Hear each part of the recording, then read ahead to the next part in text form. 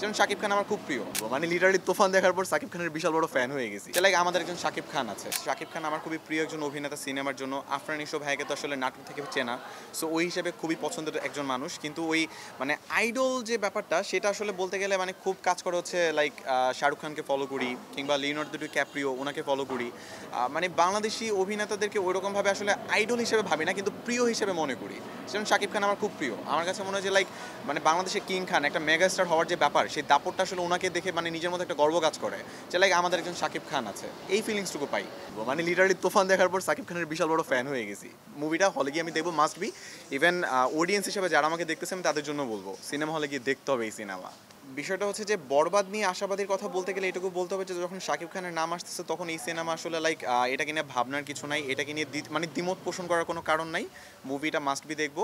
আর এটা দেখার পর দেখা যাবে দাগিটাও অবশ্যই দেখা হবে, কারণ এটুকু বলতে পারি যে আমি যদি সিনেমা জগতে শাকিব খানকে হিরো বলি বা শাকিব খানকে সুপারস্টার বলি, আমাকে এই নাটক জগতে এসে কিন্তু আমাদের আফরান নিশো ভাইকে গুরু বলে, সবাই গুরু বলে সম্বোধন করে।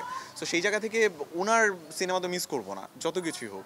লাইক আমি একজনকে রেখে আরেকজনকে তুলে ধরবো এই সুযোগ আমার কাছে নাই, আমার কাছে দুজনই সেরা, এটা আমার কাছে বলতেই হবে।